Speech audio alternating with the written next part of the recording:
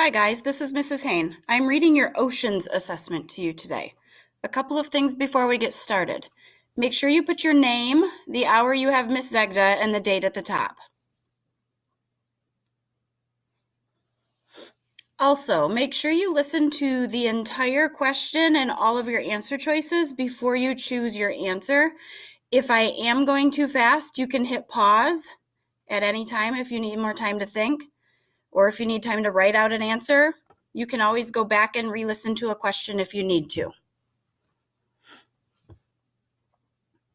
1 through 10 are multiple choice. Number 1, which of the following gases is not commonly found in ocean water? A, nitrogen, B, oxygen, or C, hydrogen? Number 2, which of the following is not a way that gases can enter the ocean?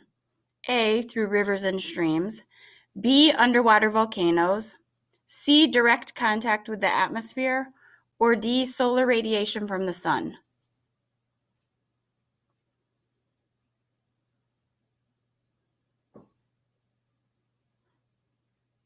Number 3, what are the two most abundant dissolved solids in ocean water? A, hydrogen and oxygen, B, sodium and chlorine, or C, carbon and oxygen?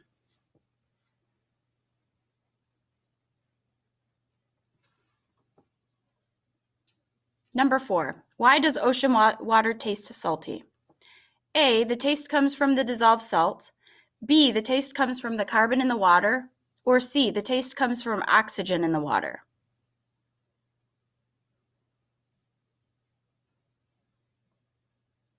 Number 5, cold ocean water will do what to gases?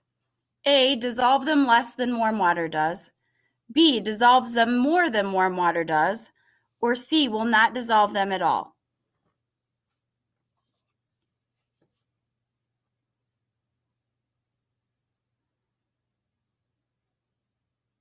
Number 6, what is salinity?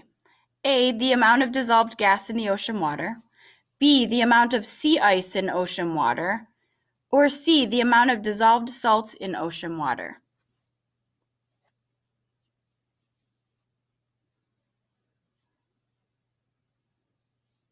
Number 7, which of the following items does not change the salinity of ocean water? A, ocean waves and currents, B, evaporation, or C, precipitation?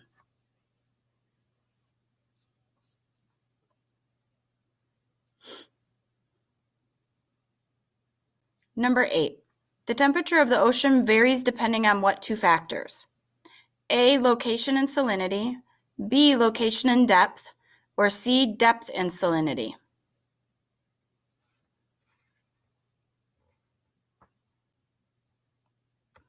Number 9, what are two major factors that determine ocean water density? A, sunlight and temperature, B, volcanic activity and salinity, or D, temperature and salinity?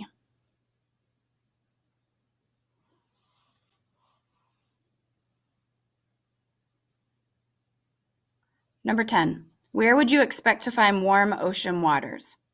A, near the equator, B, near the poles, or C, location has nothing to do with water temperature?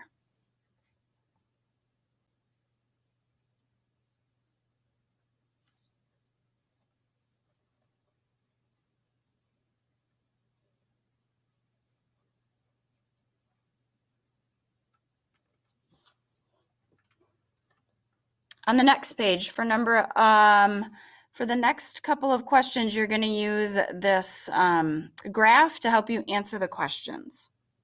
So there's increasing in depth and also increasing temperature.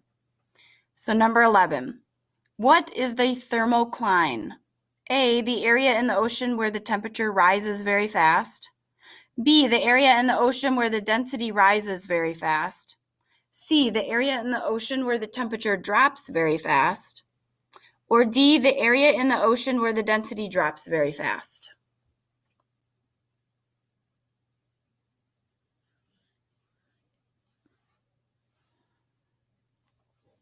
Number 12, based on the graph in question number 11, where does the thermocline appear to begin?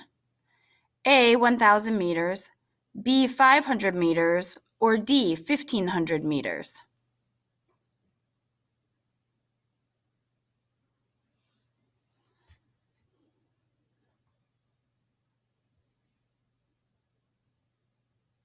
Number 13, based on the graph in question number 11, where does the thermocline appear to end?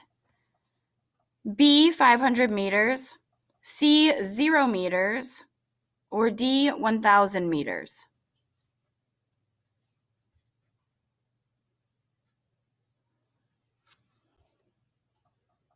Number 14, if you were to add more salt to ocean water, what would happen to the density? A, it would stay the same, B, it would increase, or C, it would decrease.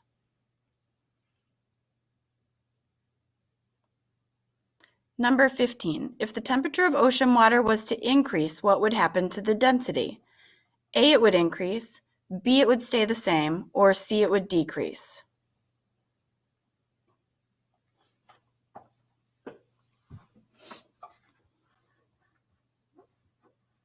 The next couple of questions are short answers, so after I read the question and describe the picture to you, you may want to hit pause so that you can think about how you want to write out your answer.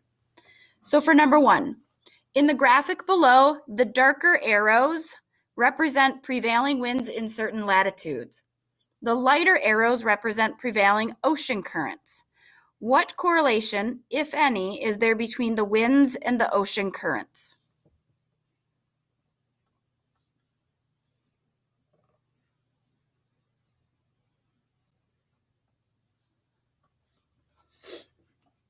So you might want to hit pause so that you can write out your answer. Number 2, explain how oceans impact coastal climate. Your answer should help to explain why coastal climates tend to be more mild than inland climates. So again, you would want to hit pause here so that you can think out your answer and then write it out, and then you can hit play when you're ready to go to number 3.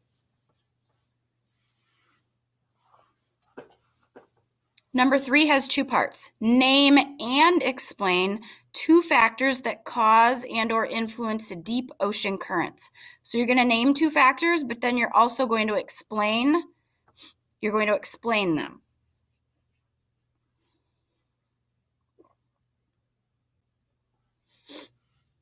Number 4 also has 2 parts.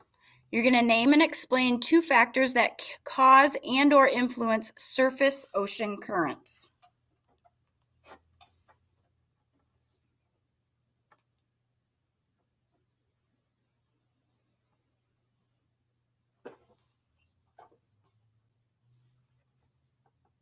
Number 5, explain what would happen if the global conveyor belt stopped circulating the oxygen-rich cold ocean water. Again, this is where you would hit pause so that you can think out your answer and have time to write it out, and then hit play when you're ready to move to number 6. Number 6, explain how the driving force of the global conveyor belt is created by using the diagram below. Be sure to include the words density, salinity, and temperature in your explanation.